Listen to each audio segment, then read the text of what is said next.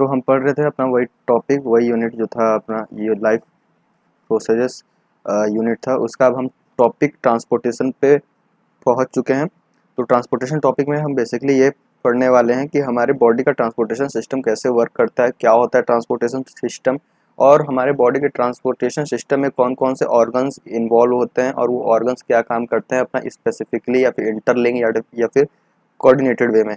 मैंने इतने भारी भारी शब्द बोले, आपको इनका कोई मतलब नहीं समझ में आया होगा, बट फिर भी हम सिंपल सा मतलब कि हम पढ़ रहे हैं कौन सा चैप्टर, हम चैप्टर पढ़ रहे हैं लाइफ प्रोसेसेस।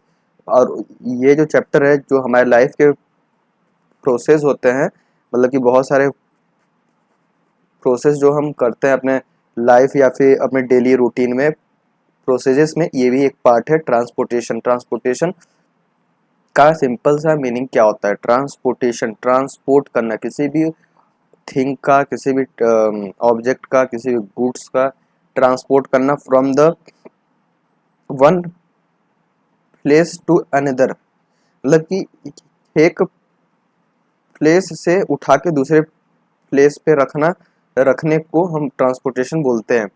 तो ठीक है, तो ट्रांसपोर्टेशन का हमने कुछ कुछ मतलब समझ लिया। अब हम जैसे जैसे इसमें पढ़ते जाएंगे ट्रांसपोर्टेशन शब्द को, तो और भी हमें ये क्लियर होते जाएगा कि ये ट्रांसपोर्टेशन का बेसिक बेसिक या फिर सिंपल सिंपल मतलब क्या होता है। ठीक है, तो जैसे कि हमने क्या, we have seen in the previous section that blood transport food, oxygen and waste material in our body. मतलब कि ब्लड जो है हमारे बॉडी में, आप अधिकतर या फिर ज़्यादातर पार्ट्स में ये देखेंगे कि हमारे पास ब्लड बहुत नेटवर्कली फैला हुआ है। मतलब कि अगर आप अपने हाथ में अभी भी कहीं भी चोट दे, या फिर अगर आपको चोट कहीं भी लगता है, तो सबसे पहले क्या निकलता है? आपका ब्लड निकलता है। और वो ब्लड हमें क्या बता रहा है कि मतलब इससे हम क्या समझ सकते हैं कि ब्लड जो है हमारे पूरे बॉडी में पाया जाता है। मतलब कहीं भी आपको चोट लगे, कहीं भी आपको खरोच हो, तो आपकी बॉडी से पहले बात ब्लड ही निकलेगा। तो यहाँ पे ये पता चलता है कि ब्लड ही ऐसा मीडियम है जो कि ट्रांसपोर्ट करता है फूड का, ऑक्सीजन का और वेस्ट मटेरियल का हमारे बॉडी में। मतलब कि सिंपल सा अगर मैं बताना चाहूँ कि ट्रांसपोर्टेशन का मतलब क्या है तो ट्रांसपोर्टेशन का सिंपल सा बेसिक सा मतलब ये है कि मान लो हमारे पास ये एक इधर बॉक्स रखी हुई है, और इस बॉक्स को हमें इस पोजीशन या फिर इस प्लेस पे लेके आना है। तो क्या करेंगे हम? या तो इस बॉक्स को किसी बाइक, कार या फिर ट्रक के ऊपर रख देंगे या लाद देंगे, फिर वो उसे उठा के इस पोजीशन पे लाके रख देगा। ठीक है, या तो ये काम हो सकता है। मतलब ये तीनों क्या है? ट्रांसपोर्टेटिंग सिस्टम है। कौन कौन से? हमारे पास कार, कार क्या हुई? एक ट्रांसपोर्टेशन सिस्टम। बाइक क्या हुई? Transportation system. और ट्रक भी हमारे पास ट्रांसपोर्टेशन सिस्टम हुई। लेकिन ट्रांसपोर्टेशन का मतलब ये है कि हमें एक चीज़ को दूसरी जगह लेके जाना है, तो जो ले जाने वाला साधन होगा, मीडियम होगा, उसे हम बोल देंगे वो that is involve in transportation system. तो इसी तरह हमारे बॉडी में जो ब्लड होता है वो क्या करता है? ट्रांसपोर्टेशन का काम करता है। क्यों? क्योंकि ये पूरे बॉडी में हमारे जगह सप्लाई होता है, पूरे बॉडी में सप्लाई होता है। तो जहाँ जहाँ ब्लड जाएगा वहाँ पे ये, अगर इसमें फूड डाल दिया जाए, मतलब फूड यानी खाना, अगर ऑक्सीजन या वेस्ट मटेरियल कुछ भी डाल दिया जाए, तो वो उस जगह तक लेके जाएगा जहाँ पे इसका मैकेनिज्म होना है। तो अभी आपको कुछ कुछ ट्रांसपोर्टेशन का सिंपल सिंपल बेसिक मतलब पता चला होगा। ठीक है, यहाँ पे एक पॉइंट लिखा है, in class in ninth we learn about blood being a fluid connective tissue. हमने क्या पढ़ा है क्लास नाइन्थ में कि ब्लड जो होता है वो क्या होता है? एक टाइप का फ्लूइड कनेक्टिव टिश्यू होता है। तो अगर ये वन मार्कर में आ सकता है कि ब्लड कौन से टाइप का टिश्यू होता है, तो ब्लड हमारे पास फ्लूइड कनेक्टिव टिश्यू होता है होता है। ठीक, blood consist of A fluid medium, मतलब ये फ्लूइड मीडियम होता है मतलब लिक्विडी मीडियम होता है, जिसको कि हम क्या कहते हैं, प्लाज्मा कहते हैं। In which the cells are suspended, मतलब कि ब्लड के अंदर जो लिक्विडी मटेरियल होता है, ब्लड जैसे कि ब्लड को आप कहीं भी अपने बॉडी से निकलते हुए देखेंगे तो वो क्या होता है, लिक्विडी मटेरियल होता है। तो लिक्विड को और साइंटिफिक लैंग्वेज या फिर अपने बॉडी में क्या बोलते हैं, फ्लूइड बोलते हैं। तो ये जो इसमें ब्लड में फ्लूइड मीडियम कौन सा है, तो प्लाज्मा जो होता है, मतलब कि ब्लड में हमारे पास बहुत सारी चीजें पाई जाती है। जब ब्लड में बहुत सारी चीजें पाई जाती है तो उसमें जो लिक्विडी मटेरियल है उसे हम क्या कहते हैं, प्लाज्मा कहते हैं। प्लाज्मा कहते हैं। इन विच सेल्स, जिसके अंदर सेल्स भी सस्पेंड रहते हैं, मतलब सेल्स उसके अंदर पाए जाते हैं। अब प्लाज्मा ट्रांसपोर्ट फूड, और ये प्लाज्मा क्या करता है, ट्रांसपोर्ट करता है, क्या है कि प्लाज्मा ट्रांसपोर्ट करता है फूड की, कार्बन डाइऑक्साइड की और नाइट्रोजनस वेट्स इन ए डिजॉल्व फॉर्म। मतलब कि इस प्लाज्मा के अंदर हमारे पास फूड, कार्बन डाइऑक्साइड और नाइट्रोजनस वेस्ट भी डिजॉल्व फॉर्म में पाए जाते हैं, तो घुले हुए फॉर्म में पाए जाते हैं। मतलब कि ब्लड के अंदर लिक्विडी मटेरियल क्या होता है, प्लाज्मा लिक्विडी मटेरियल होता है, ठीक है। और वो लिक्विडी मटेरियल के अंदर हमारे पास फूड, कार्बन डाइऑक्साइड और नाइट्रोजनस वेस्ट भी डिजॉल्व फॉर्म में पाए जाते हैं। आप यहाँ पूछेंगे सर ये नाइट्रोजनस वेस्ट का क्या मतलब होता है, तो सर मैं आपको ये बता दूं कि नाइट्रोजनस वेस्ट यानी जो एक्सक्रीटरी मटेरियल होते हैं, एक्सक्रीटरी मटेरियल जो आपकी फीकल मटेरियल, जो आप सुबह सुबह जाके एज अ डाइजेस्टेड फूड निकालते हो, उसे हम नाइट्रोजनस वेस्ट बोलते हैं। या फिर जो यूरिन एक्सक्रीट करते हो या फिर आप जो पॉटी करते हो, वो सब क्या होते हैं, हमारे नाइट्रोजनस वेस्ट में आते हैं। या फिर जो आपके बॉडी से स्वेटिंग होती है, स्वेटिंग यानी पसीना, जो आपके बॉडी से जो पसीना निकलता है उसे हम नाइट्रोजनस वेस्ट कहते हैं। ये सारे हमारे ब्लड में डिजॉल्व फॉर्म में पाए जाते हैं, डिजॉल्व यानी घुले हुए फॉर्म में पाए जाते हैं। तो oxygen is carried by the red blood corpuscles, मतलब कि ऑक्सीजन जो होता है हमारे हमारे ब्लड में पाया जाता है, वो आरबीसी यानी कि रेड ब्लड कॉर्पसल्स के द्वारा ट्रांसपोर्ट किया जाता है, ठीक है। Many other substances like salts are also transported by blood, मतलब कि हमारे ब्लड के साथ और भी बहुत सारे सबस्टेंस ट्रांसपोर्ट किए जाते हैं, जैसे कि बहुत सारे सॉल्ट्स हो गए। अब हम पढ़ेंगे आगे चल के कि ये सॉल्ट्स क्या क्या होते हैं जो हमारे ब्लड से ट्रांसपोर्ट होते हैं।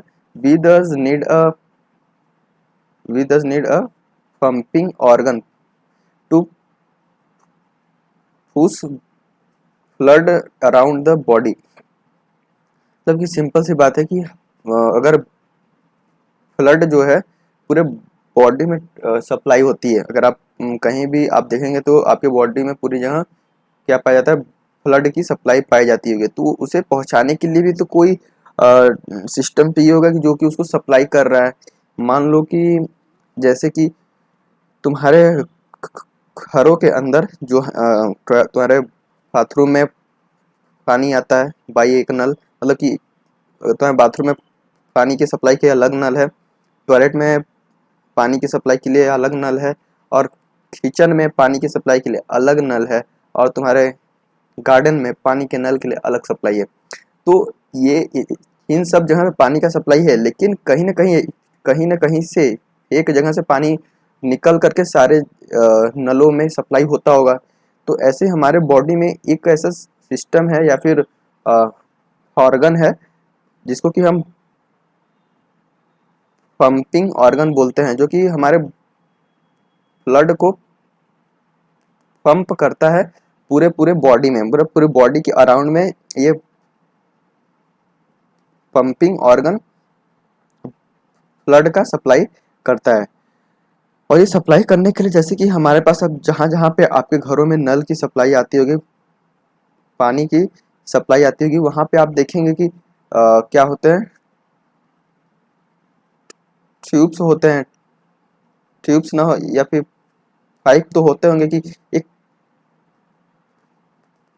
पाइप से हो करके ही आपके नल में पानी आता है, ठीक है। तो ऐसे ही हमारे पूरे बॉडी में पाइप का एक नेटवर्क होता है, तो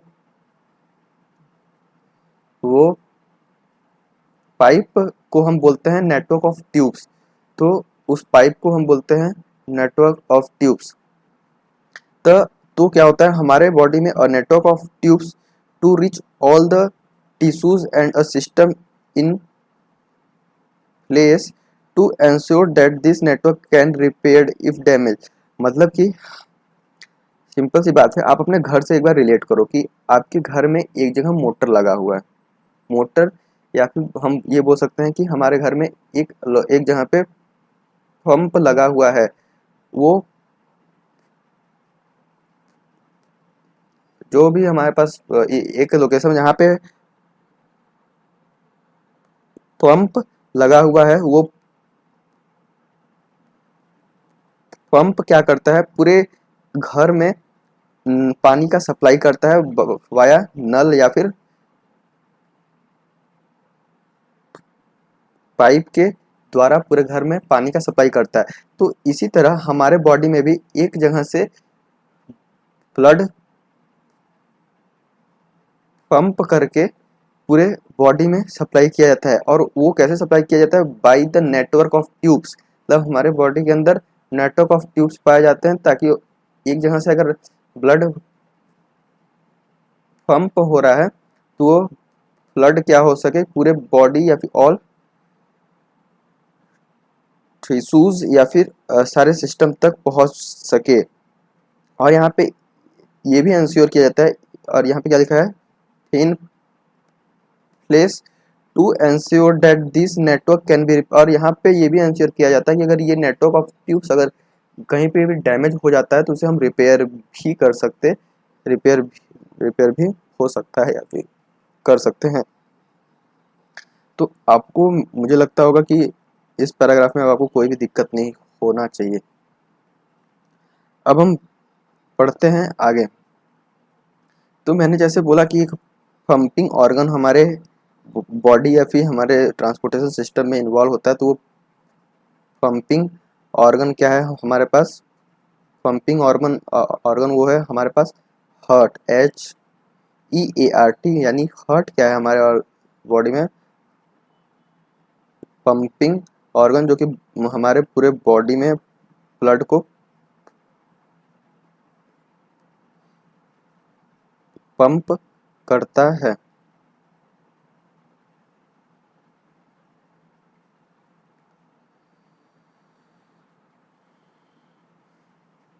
जो कि हमारे पूरे बॉडी में ब्लड को पंप करता है। ठीक है, तो इस हार्ट के स्ट्रक्चर को समझने से पहले हम कुछ पढ़ लेते हैं, कुछ बेसिक चीज़ें।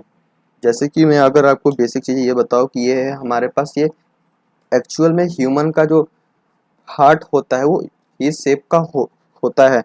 बट मैंने एक हाइपोथेटिकल आपको एक नए अंदाज से बताने की कोशिश की है, मतलब अंदाज क्या, मतलब कि इसे मैंने सिंपल कर दिया है और ज़्यादा सिंप्लीफाई कर दिया। जो डायग्राम थे यहाँ पे आपको, यहाँ पे ये ब्लड वेसल्स यहाँ से भी आता हुआ दिख रहा है, यहाँ से भी आता हुआ दिख रहा है, यहाँ से भी, मतलब यहाँ पे एक नेटवर्क दिखाया गया है। बट ये पूरा एक में मतलब कि मिला दिया गया है, या फिर घुसा घुसा के एक दूसरे में फिट कर करके बताया गया है। लेकिन मैंने क्या किया, ये इन सारे स्ट्रक्चर्स को डिफरेंट डिफरेंट तरीक़ों से अलग अलग सिंपल करके बताया है।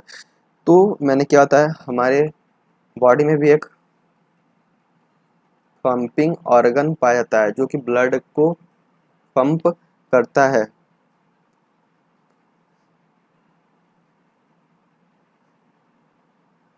ब्लड को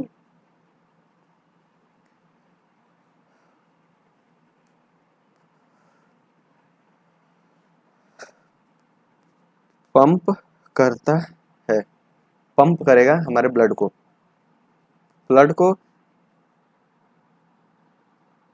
पंप करने के लिए हमें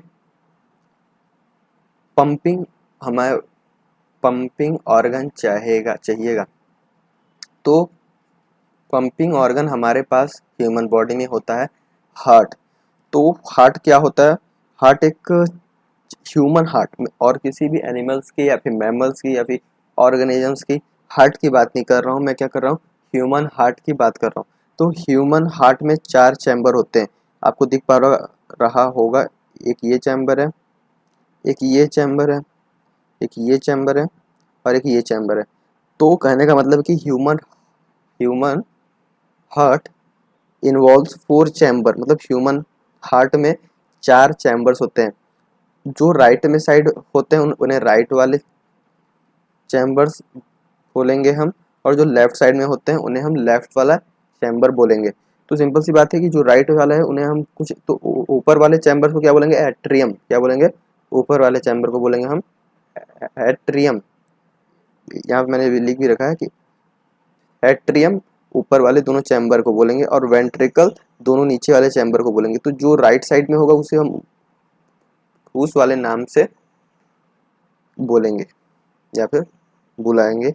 जैसे कि राइट साइड में हमारे पास एक एट्रियम भी होगा, एक वेंट्रिकल भी होगा। तो राइट वाले एट्रियम, जो राइट साइड में एट्रियम होगा उसे हम राइट एट्रियम बोलेंगे। जो राइट वाले वेंट्रिकल, जो राइट साइड में वेंट्रिकल होगा उसे हम वेंट्रिकल बोलेंगे। मतलब ऊपर वाले 2 चैम्बर को हम बोलते हैं एट्रियम, नीचे वाले 2 चैम्बर को बोलते हैं वेंट्रिकल। जो राइट साइड में पाया जाएगा उसे हम राइट अकॉर्डिंगली नेम देंगे कि वो राइट एट्रियम है या राइट वेंट्रिकल है। अगर वो लेफ्ट साइड में वो दोनों चैम्बर है तो उसे हम अकॉर्डिंगली नाम देंगे लेफ्ट एट्रियम और लेफ्ट वेंट्रिकल। यहाँ तक कि आपको बात समझ में आ जानी चाहिए, क्लियर हो जानी चाहिए कि मैंने यहाँ पे क्या बात कही है। ठीक है, तो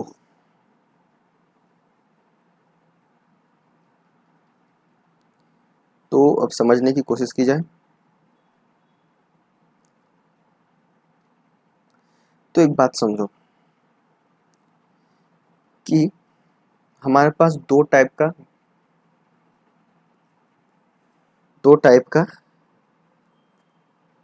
ब्लड दो टाइप का ब्लड हमारे बॉडी में सप्लाई या फिर घूमते रहता है। मैंने क्या बोला, फिर सेंटेंस बोलूँ आपको कि हमारे बॉडी में 2 टाइप का ब्लड घूमते रहता है। तो फर्स्ट टाइप का जो ब्लड है उसे हम बोलेंगे ऑक्सीजनेटेड ब्लड, और जो सेकेंड टाइप का ब्लड है उसे हम बोलेंगे डीऑक्सीजनेटेड ब्लड। ठीक है, तो जो फर्स्ट टाइप का ब्लड है उसे हम बोलेंगे ऑक्सीजनेटेड। मतलब ऑक्सीजनेटेड नाम से पता चल रहा है कि उस वाले ब्लड में हमारे पास ऑक्सीजन की कंसंट्रेशन या फिर मात्रा ज़्यादा होगी, और जो डीऑक्सीजनेटेड ब्लड है उसमें ऑक्सीजन की मात्रा कम होगी। तो जो डीऑक्सीजनेटेड ब्लड है उसमें फिर ऑक्सीजन की मात्रा कम होगी, तो उसमें फिर हम ये बोल सकते हैं उसमें ऑक्सीजन कम है। तो वो वहाँ पे डी यानी कि रिमूवल ऑफ ऑक्सीजन, फिर वहाँ पे CO2 की मात्रा ज़्यादा है या फिर कंसंट्रेशन ज़्यादा है। तो मैं ये बता दूं कि एट्रियम में जो हमारे पास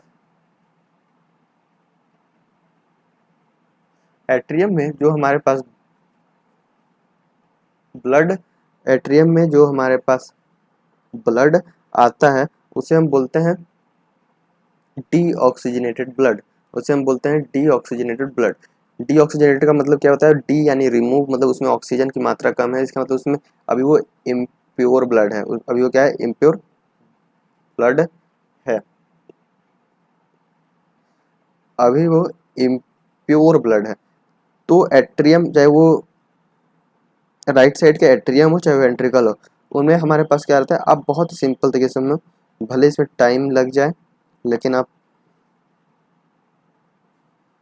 समझो। क्यों? क्योंकि ये बहुत इंपॉर्टेंट टॉपिक है। अगर आपको एक बार समझ में आ गया तो ये आपको फिर अभी क्लास 9th का या 10th का, ये 10th का है, अभी आपको ये क्लास 11th में भी पढ़ने को मिलेगा, क्लास 12th में भी इसके कुछ कुछ पार्ट्स, इसके एप्लीकेशंस समझने पड़ेंगे कि फ्लड कहाँ कैसे सप्लाई होता है। इसको बहुत, मतलब कि अगर आप एक बार ये समझ गए तो आपको आगे की जर्नी जो भी पढ़ाई की होगी वो इजी लगने लगेगी।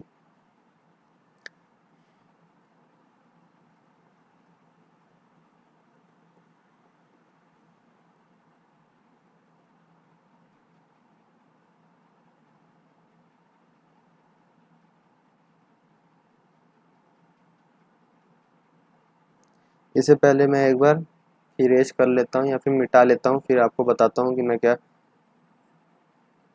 बताना चाह रहा हूँ। तो आपको ये समझ में आ गया होगा कि ये वाला जो पार्ट है इसमें डीऑक्सीजनेटेड ब्लड पाया जाता है।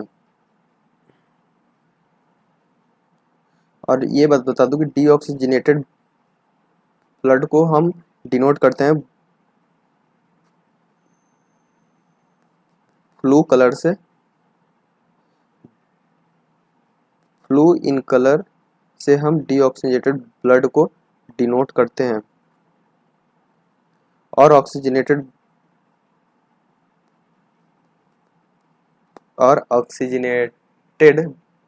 ब्लड को हम रेड कलर से डिनोट करते हैं।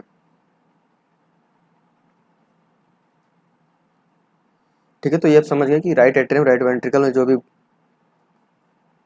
ब्लड पाया जाएगा वो कैसा होगा, वो ब्लड डीऑक्सीजनेटेड ब्लड होगा, जो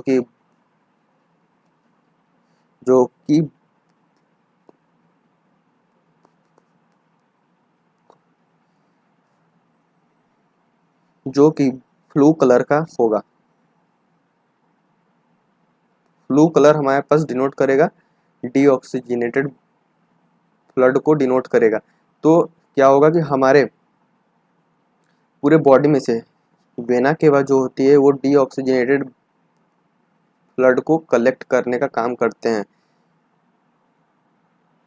ये जो वेना केवा है दो टाइप के ऊपर वाले बॉडी पार्ट से जो डीऑक्सीजनेटेड ब्लड कलेक्ट किया जाएगा वो करते हैं सुपीरियर वेना केवा, ऊपर वाले बॉडी से डीऑक्सीजनेटेड ब्लड को कलेक्ट करते हैं, और नीचे वाले बॉडी पार्ट से inferior vena cava deoxygenated blood को कलेक्ट करते हैं। और ये जो दोनों डीऑक्सीजनेटेड ब्लड को कलेक्ट करके एट्रियम में लाके कलेक्ट करते हैं, फिल करते हैं।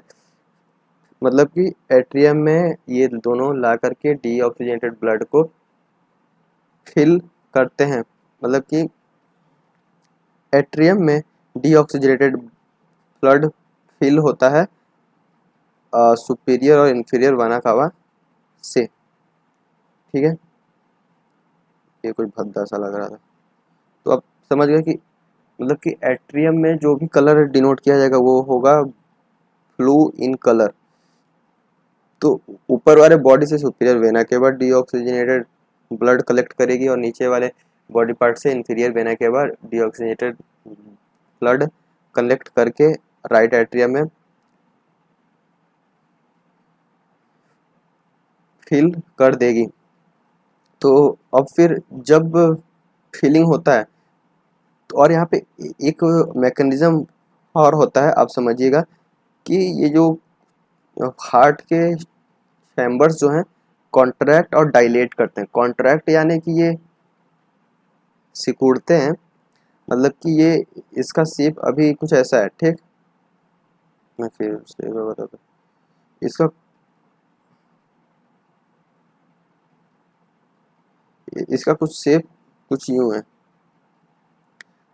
अब ये कुछ ये रहेगा इस साइड का, तो ऐसे ही ये थोड़ा सा कॉन्ट्रैक्ट हो जाएगा, अपने वॉल्यूम को कम करेगा। इसे हम बोलते हैं कॉन्ट्रैक्शन, इसे बोलेंगे कॉन्ट्रैक्शन। और जब अपने वॉल्यूम को डिक्रीज करेगा तो इसे हम कॉन्ट्रैक्शन बोलेंगे, और जब ये अपने वॉल्यूम को इंक्रीज करेगा तो इसे हम डायलेशन बोलेंगे। या फिर ये चैम्बर अभी क्या हो रहा है, डायलेट हो रहा है। कॉन्ट्रैक्शन एंड रिलैक्सेशन या फिर डायलेशन।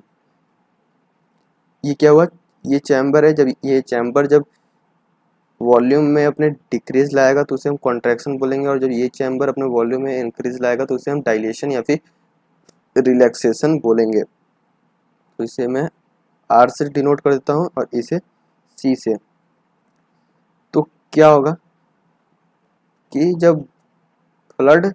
जब हमारे चैम्बर में फिल होगा तो उस समय चैम्बर डायलेट करता है, मतलब या फिर रिलैक्स करता है। और जब ये चैम्बर कॉन्ट्रैक्ट करेगा तो अपने अंदर का ब्लड जो है उसे वो क्या करेगा, बाहर निकालेगा। चैम्बर जब कॉन्ट्रैक्ट करेगा तो अपने अंदर के फ्लड को रिमूव करेगा या फिर बाहर निकालेगा। जब डायलेट करेगा तो अपने अंदर ये ब्लड को ले रहा है या फिर फिल होने दे रहा है। तो इतनी बात तो आपको समझ में आ गई कि superior vena cava inferior vena cava हमारे बॉडी से डीऑक्सीजनेटेड फ्लड को कलेक्ट करेंगी। डीऑक्सीजनेटेड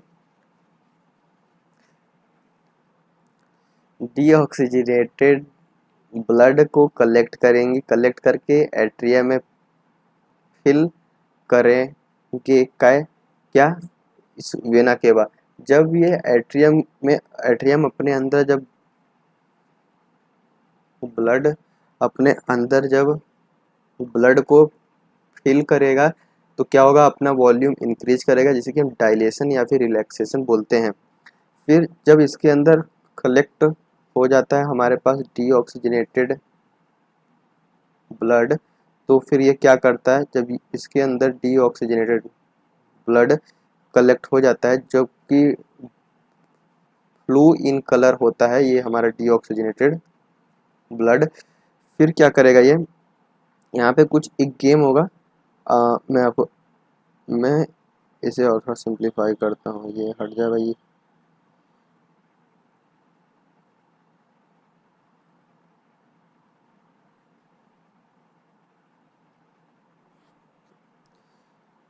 तो क्या हो रहा है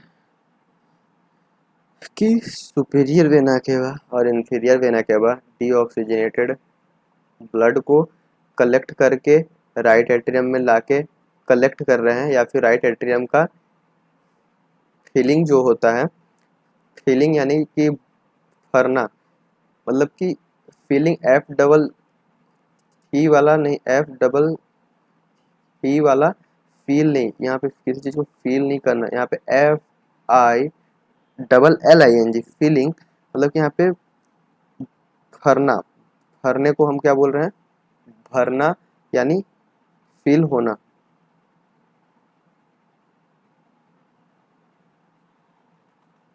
मिट जा यार।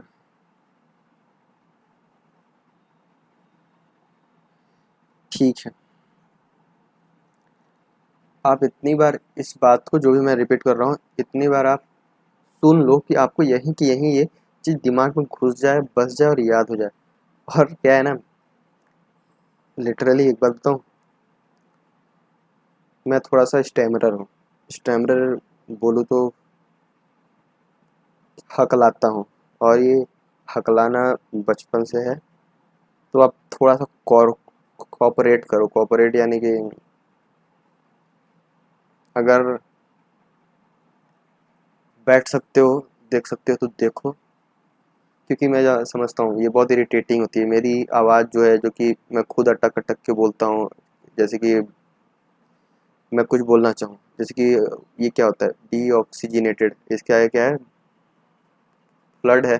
तो कुछ 2 सेकंड 3 सेकंड का क्या आता है, पॉज आता है, जो कि अंदर से आवाज़ नहीं निकलती, या फिर मेरे दिमाग में या फिर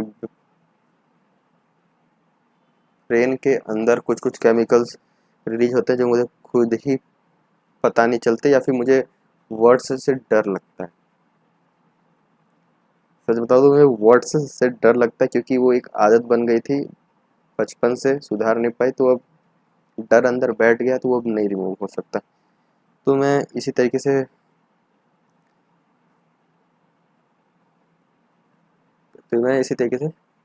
पढ़ाते जाऊंगा। और अगर आपको बैठ सकते हो, क्योंकि मैं कॉन्सेप्ट समझाऊंगा बहुत बढ़िया तरीके से, बट मेरी आवाज़ इरिटेटिंग है।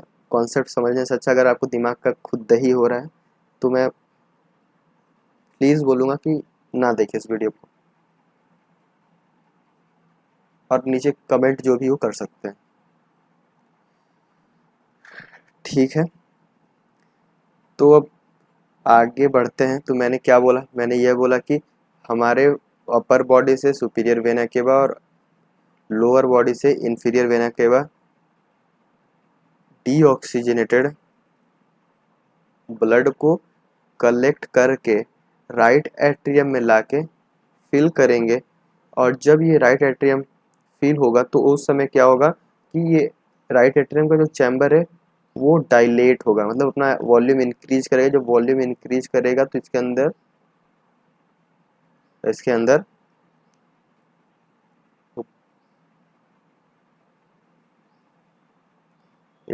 अंदर ब्लड फील हो रहा है। और जब कॉन्ट्रैक्ट करेगा तो इसके अंदर से ब्लड ब्लड रिमूव हो रहा है या फिर बाहर निकल रहा है। तो सुपीरियर वेना के बाद इंफीरियर वेना के बाद कलेक्ट करके डीऑक्सीजनेटेड ब्लड लाके राइट एट्रियम में फिल करते हैं वाया। और यहाँ पे कुछ वाल्व होता है, मैंने आपको बताया नहीं कि ये वाल्व का क्या मतलब होता है।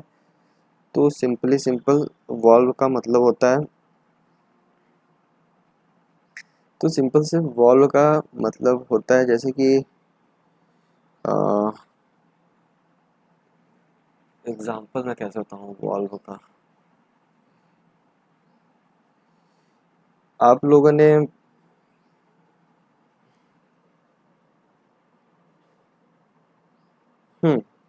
एग्जांपल मिला मुझे बेस्ट ये कि जब आप नल, आपके घरों में जो नल लगा होगा, जब उस नल को जब उस नल को आप ओपन करते होगे तो उसके नल की जो ऊपर की नलकी होती है उसे चाहे आप लेफ्ट घुमाते होंगे या फिर राइट की तरफ घुमाते होंगे तो क्या होता होगा, किसी भी एक साइड की तरफ घुमाने से पानी निकलता है। तो वो क्या होता है जो कि अभी तक पानी को ऊपर रोक रखा था, जैसे ही आपने वो नलकी घुमाई तो पानी अब नीचे आने लगा। तो वहाँ पे क्या होता है, वाल्व होता है जो कि किसी एक चीज़ को रोक के रखता है, किसी एक चीज़ को होल्ड करके रखता है, या फिर बोले तो या फिर बोलना चाहूँ तो बंद करके रखता है। बंद यानी कि क्लोज करके रखता है, किसी भी चीज़ को पकड़ के रखता है। तो वो वहाँ पे क्या है, वॉल्व वॉल्व जो कि पानी को अभी बाहर नहीं आने दे रहा है, तो उसे हम वॉल्व बोलते हैं। तो जब ये तो जब ये डीऑक्सीजनेटेड ब्लड को लेके आते हैं via deoxygenated via inferior vena के बाद, तो यहाँ पे एक वॉल्व लगी होती है जो कि वॉल्व फिर यहाँ पे अलाउ करती है कि इस ब्लड को बाहर निकलना चाहिए या नहीं। ठीक है। और फिर क्या होगा, यहाँ पे भी एक क्या लगा है, वॉल्व लगा है। राइट एट्रियम में आपको दो वॉल्व देखने को मिलेंगे, एक सुपीरियर इंफीरियर वेना केवा का वॉल्व। लेकिन एक बात यहाँ पे और मजे वाली बात है कि सुपीरियर वेना केवा में वॉल्व नहीं होता है। यहाँ पे मैंने क्या लिखा है, वॉल्व एब्सेंट लिखा है, मतलब यहाँ पे वॉल्व नहीं होती है। ठीक है, इतना बात क्लियर है। तो आपको अब वॉल्व का मतलब आ जाएगा कि जो कि किसी भी चीज़ को भी होल्ड करके रख रहा है किसी एक साइड, मतलब कि एक चीज़ और मैं बताता हूँ वॉल्व का। जब आप नल की घुमाते हैं, चाहे वो राइट साइड में या फिर मतलब कि खोलने वाले साइड या फिर ओपनिंग होने वाले साइड को, जब आप नलकी को घुमाते हैं तो पानी निकलता है। और जैसे नलकी को आप बंद करते हैं, जैसे ही नलकी को आप बंद करते हैं तो क्या होता है कि पानी अचानक से रुक जाता है। ये नहीं होता है कि जो आप पानी निकल रहा था वो पानी फिर अंदर जाना स्टार्ट हो जाएगा।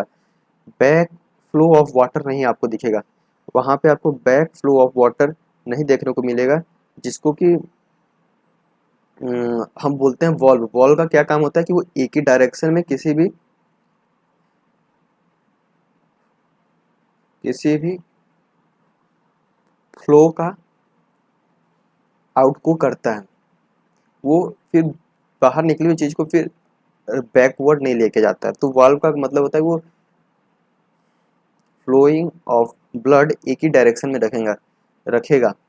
फ्लोइंग ऑफ ब्लड एक ही डायरेक्शन रहेगा, ना कि वो बैकवर्ड फ्लो भी प्रदान करेगा। तो अब तक की स्टोरी क्या हुई है कि वेना केवा से हमारे पास राइट एट्रियम में डीऑक्सीजनेटेड ब्लड आके फिल हुआ है। तो फिल होते टाइम राइट एट्रियम क्या कर रहा है, डायलेट कर रहा है या फिर रिलैक्स कर रहा है, और जब ये कॉन्ट्रैक्ट करेगा तो ऊपर का ब्लड डीऑक्सीजनेटेड ब्लड जो है वो नीचे के साइड या फिर राइट वेंट्रिकल, क्योंकि ये नीचे की साइड ही क्या है, हमारे पास वॉल्व है जो कि क्या करेगा, फ्लोइंग ऑफ ब्लड वेंट्रिकल की तरफ लेके आएगा। इसी वजह से मैंने वॉल्व बताया। तो वॉल्व क्या करता है, वॉल्व अलाउ करता है कि कोई भी चीज़ पानी वहाँ से या फिर ब्लड वहाँ से फ्लो करे। तो राइट एट्रियम के डाउन साइड में जो वॉल्व है उसे हम बोल रहे हैं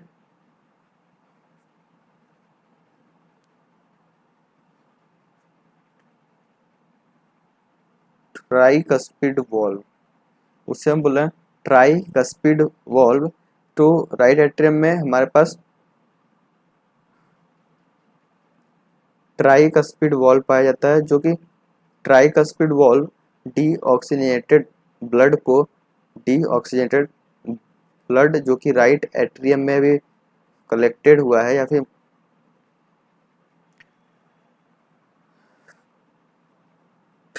फील हुआ है, उस वाले ब्लड को राइट वेंट्रिकल में लेके आने का काम करता है ट्राइकस्पिड वॉल्व, जब ये राइट एट्रियम कॉन्ट्रैक्ट होगा। तो अब ये डीऑक्सीजनेटेड ब्लड हमारे पास राइट वेंट्रिकल में आके भर चुका है वाया ट्राइकस्पिड वॉल्व। कब, जबकि राइट एट्रियम कॉन्ट्रैक्ट किया है।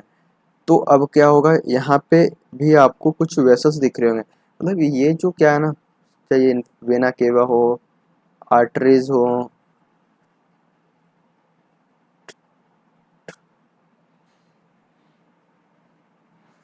ट्रंक हो, pulmonary pulmonary trunk pulmonary trunk हो, ठीक, आयोटा हो, आर्टरी हो, पल्मोनरी वेन हो, ये सब क्या है, ये हमारे पास ट्यूब्स हैं जहाँ से ब्लड की सप्लाई होती है। जैसे कि आपके घरों में नलों तक पानी आने के लिए पाइप होता है, उस पाइप के जरिए आपका वाटर फ्लो होके नल तक पहुँचता है। उसी तरीके से हमारे हार्ट के पास बहुत सारे पाइप्स हैं या फिर ट्यूब्स हैं, जिनको कि arteries, when, vena cava, pulmonary pulmonary trunk, iota, veins, ये सब नाम दिए गए हैं। तो अब क्या होगा,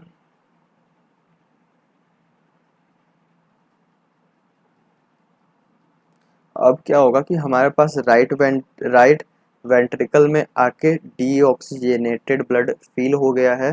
डीऑक्सीजनेटेड ब्लड फील हो गया है, वो डीऑक्सीजनेटेड ब्लड अब पल्मोनरी आर्टरी के थ्रू।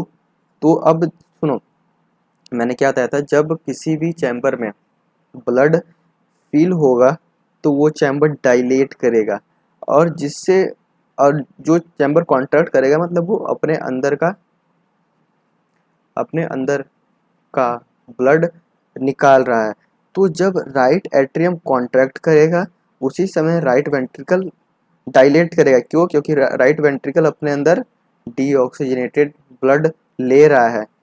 तो जब वो डीऑक्सीजनेटेड ब्लड अपने अंदर राइट वेंट्रिकल ले रहा है और तो उस समय राइट वेंट्रिकल डायलेट करेगा और राइट एट्रियम कॉन्ट्रैक्ट करेगा। Atrium contract, then ventricle dilate to fill the deoxygenated blood in the right ventricle. तो क्या होगा कि अब यहाँ पे डीऑक्सीजनेटेड ब्लड आके राइट वेंट्रिकल में फिल हो चुका है। अब ये एक और यहाँ पे वॉल्व होता है जैसे कि हम सेमी लूनार वॉल्व बोलते हैं। एक ये वॉल्व, ये मतलब कि वेंट्रिकल के डाउन साइड में जो वॉल्व होते हैं उन्हें हम सेमी लूनार बोलते हैं। सेमी यानी कि आधा, या फिर हाफ लूनार यानी चांद। आधे चांद, जैसे कि आपको आसमान में कभी कभी आधा चांद दिखता होगा, तो ये आधे चांद शेप का ये वॉल्व होता है जो कि वेंट्रिकल के डाउनवर्ड साइड में पाया जाता है। तो राइट वेंट्रिकल में आके डीऑक्सीजनेटेड ब्लड फिल हो चुका है। अब यहाँ से डीऑक्सीजनेटेड ब्लड हमें लंग्स के पास भेजना है। क्यों? क्योंकि लंग्स के पास इस वजह से भेजना है क्योंकि अभी अभी भी जस्ट हम ये पढ़ के आए हैं कि हम रेस्पिरेशन से लंग्स में अपने ऑक्सीजन या फिर सांस या फिर एयर लेते हैं। जब हम अपने लंग्स से एयर लेते हैं तो उस एयर में हमारे पास ऑक्सीजन भी रहती है।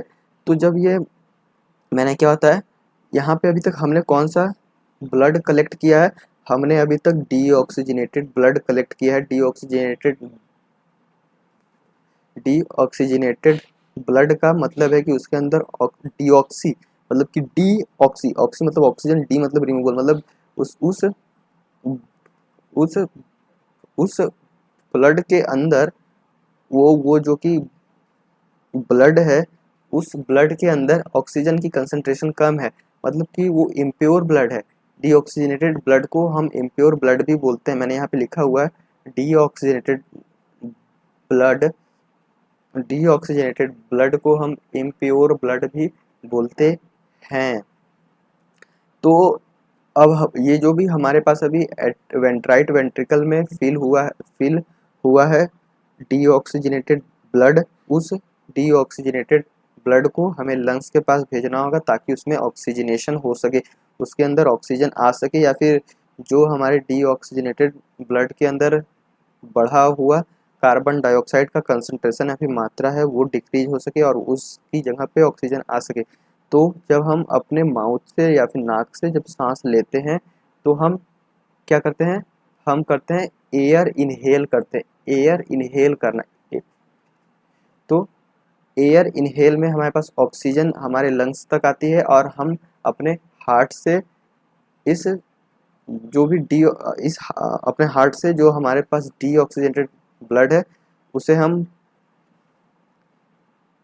पंप करके उसे उसे हम पंप करके लंग्स के पास भेजेंगे और वहाँ लंग्स के पास जाके इसमें जो हमने एयर इनहेल किया है वहाँ से ऑक्सीजन आ रही है, और जो हमने डीऑक्सीजनेटेड ब्लड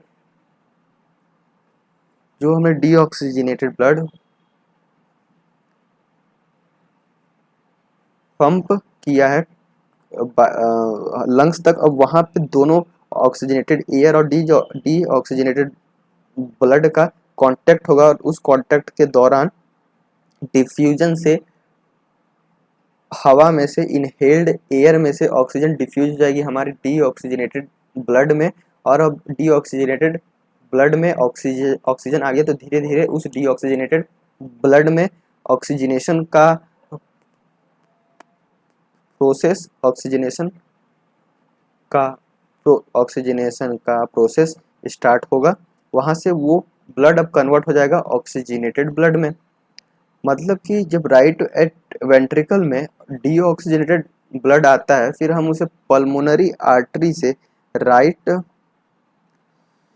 ये देखो मैंने क्या लिखा है, राइट पल्मोनरी आर्टरी और लेफ्ट पल्मोनरी, मतलब कि हम हमारे पास दो लंग्स होते हैं, एक राइट लंग होता है एक लेफ्ट लंग होता है, तो दोनों लंग्स के पास हम ये डीऑक्सीजनेटेड ब्लड भेजते हैं वाया राइट पल्मोनरी आर्टरी या फिर लेफ्ट पल्मोनरी आर्टरी। ये दोनों पल्मोनरी आर्टरी हमारे डीऑक्सीजनेटेड डीऑक्सीजनेटेड ब्लड को लेके जाते हैं लंग्स के पास, फिर वहाँ पे ऑक्सीजनेशन का प्रोसेस होता है। मतलब इस इस प्रोसेस के इस प्रोसेस के दौरान ऑक्सीजन आके हमारे डीऑक्सीजनेटेड ब्लड में डिफ्यूज होता है और वहाँ से हमारा डीऑक्सीजनेटेड ब्लड कन्वर्ट हो जाता है ऑक्सीजनेटेड ब्लड में। ठीक है, तो राइट वेंट्रिकल हमारा ब्लड पंप करेगा ब्लड को राइट मतलब कि लंग्स राइट एट्रियम ब्लड को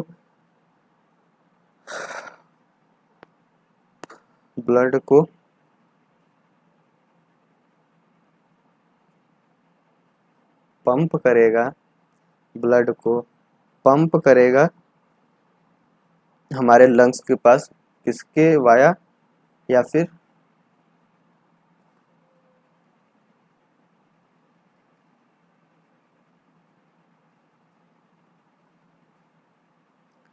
तो ये डीऑक्सीजनेटेड ब्लड को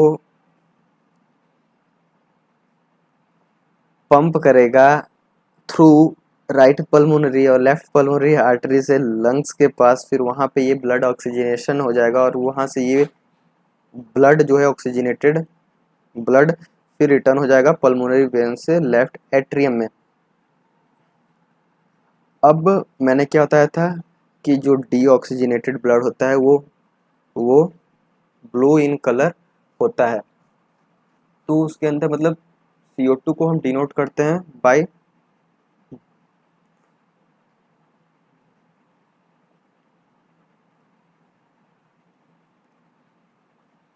तो CO2 को हम डिनोट करते हैं तो CO2 को हम डिनोट करते हैं तो CO2 को हम डिनोट करते हैं ब्लू कलर से। ब्लू कलर से हम CO2 को डिनोट करते हैं, ठीक। और ऑक्सीजन को डिनोट करते हैं रेड कलर से।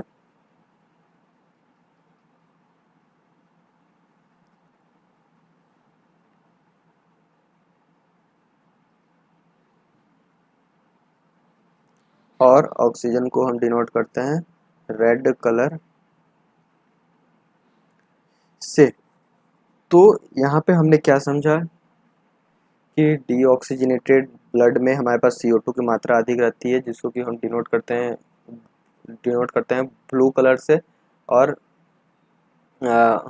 और ऑक्सीजनेटेड ब्लड में हमारे पास O2 की मात्रा ज़्यादा रहती है, जिसको कि हम डिनोट करते हैं रेड कलर से।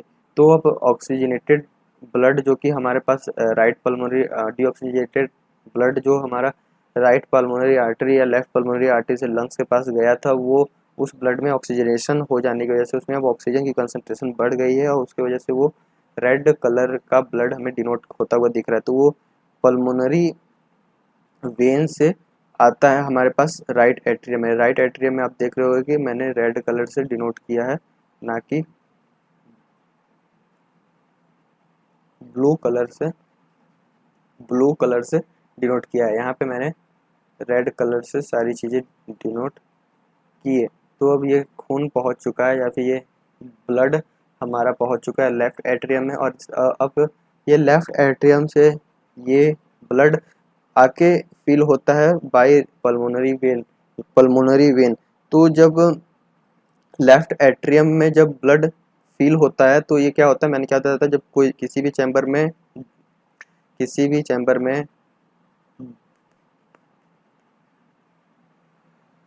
बता रहा हूँ, रुक जाओ, वेट। किसी भी चैम्बर में ब्लड जब आके फील होता है तो वो चैम्बर डायलेट करता है या फिर रिलैक्स करता है या फिर उसके वॉल्यूम इंक्रीज होती है या फिर उसकी साइज इंक्रीज होती है। मैंने ये बताया है राइट रिलैक्स। तो लेफ्ट एट्रियम में ऑक्सीजनेटेड ब्लड आके फील हो रहा है वाया पल्मोनरी वेन। आके फिर जब फील होता है लेफ्ट एट्रियम में तो उस समय लेफ्ट एट्रियम डायलेट करता है, आके फिर उसके अंदर ऑक्सीजनेटेड ब्लड आके फील होता है, ठीक है। अब लेफ्ट एट्रियम में ऑक्सीजनेटेड ब्लड आ गया है, फिल हो चुका है, पूरा भर चुका है। तो अब क्या होगा, ये एक और यहाँ पे वॉल्व पाई जाती है बाइकस्पिड वॉल्व। राइट एट्रियम में पाई जा रही थी ट्राइकस्पिड वॉल्व और लेफ्ट एट्रियम के डाउनवर्ड साइड में पाई जाएगी बाइकस्पिड वॉल्व या फिर इसे हम मिट्रल वॉल्व भी बोलते हैं। लेकिन आप एक ही याद करो, बाइकस्पिड वॉल्व आपके लेवल तक क्लास 10th तक बाइकस्पिड वॉल्व ही बोलो तो सही रहेगा, ठीक है। तो अब ये ऑक्सीजनेटेड ब्लड आ जाता है हमारे पास via pulmonary vein left atrium में। जब और फिर जब ये लेफ्ट एट्रियम कॉन्ट्रैक्ट करता है तो हमारे पास लेफ्ट वेंट्रिकल में आके ये ऑक्सीजनेटेड ब्लड फिल हो जाता है, ठीक है। ये ब्लड आके अब हमारे पास लेफ्ट वेंट्रिकल में ये ब्लड आके अब फिल हो गया। जब लेफ्ट एट्रियम हमारे पास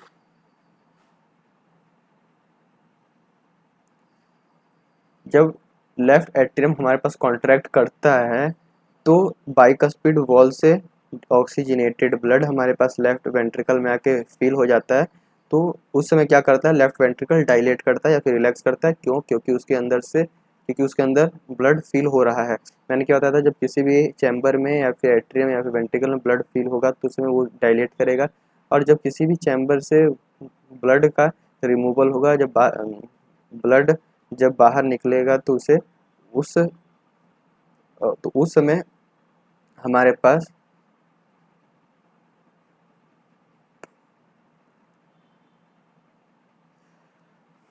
पास जो प्रोसेस होगा, हमारे पास जो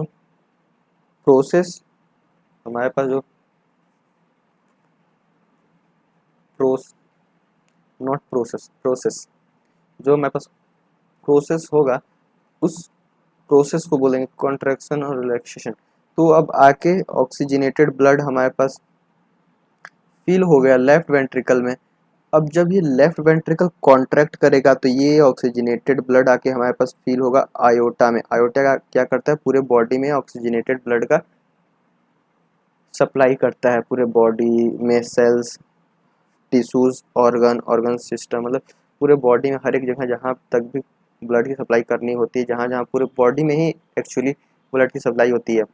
तो आयोटा इज द ट्यूब और द वेसल्स और द ओरिजिनेटेड पल्म। आयोटा मतलब यहाँ पे आयोटा जो है, जो कि पूरे बॉडी में ऑक्सीजनेटेड ब्लड को सप्लाई करेगा। तो आप समझ गए कि यहाँ पे ब्लड डीऑक्सीजनेटेड ब्लड पहले कैसे कलेक्ट होता है, कलेक्ट होने के बाद उसे भेजा जाता है लंग्स के पास ऑक्सीजनेशन होने के लिए, फिर ऑक्सीजनेटेड ब्लड आकर कलेक्ट होता है फिर से हमारे हार्ट में, फिर हार्ट से पूरे बॉडी में सप्लाई की जाती है। इसी वजह से इसको, हार्ट को क्या बोला जाता है, पंपिंग ऑर्गन। इसे हम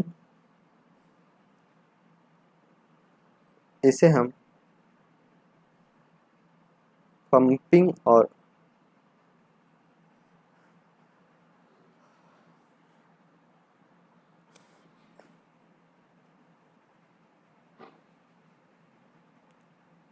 just take some sort of deep breathing, तब तक मेरा हकलाना थोड़ा शायद कम हो जाए।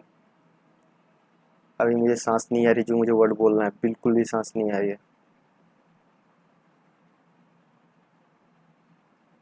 मुझे बोलना है, देखो बोल नहीं पा रहा, पूरा माउथ मेरा पूरा, आप समझोगे नहीं, पूरा माउथ का जो लिप्स होता है ना, पूरा एकदम अटैच हो जाता है, इतना दम लगाना पड़ता है फिर बोलने में।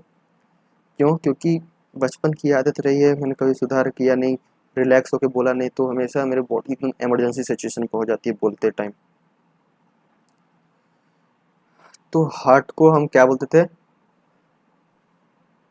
Pumping organ. हार्ट को हम बोलते थे पंपिंग ऑर्गन। तो हार्ट को हम पंपिंग ऑर्गन इसलिए बोलते थे, pumping organ, heart is pumping organ since it it pumps heart twice in a body. एक बार ये ब्लड को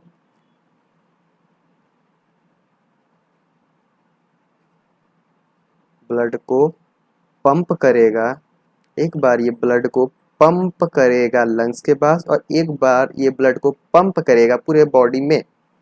तो मतलब कि heart is pumping organ due to, या फिर since heart pump blood twice in our body. Pump करने का मतलब ये हमारे पास दो बार ब्लड को आगे लेके जाता है। फर्स्ट एक बार लंग्स के पास लेके जाता है, एंड सेकेंड एक बार ये पूरे बॉडी में सप्लाई करता है पूरे ब्लड को। एक बार ये डीऑक्सीजनेटेड ब्लड को पंप करेगा, और एक बार ये ऑक्सीजनेटेड ब्लड को पंप करेगा। सो आई होप कि आपको पूरा स्टोरी क्लियर है, पूरा स्टोरी क्लियर है, आई थिंक सो, क्योंकि मैंने बहुत टाइम लिया है, अराउंड अराउंड 40 मिनट्स ले लिया होगा आपका इस एक पेज को समझाने के लिए। तो आपको समझ तो आया होगा, and you will also dislike my voice, so what can I do. चलो ठीक है, तो मिलते हैं नेक्स्ट वीडियो में।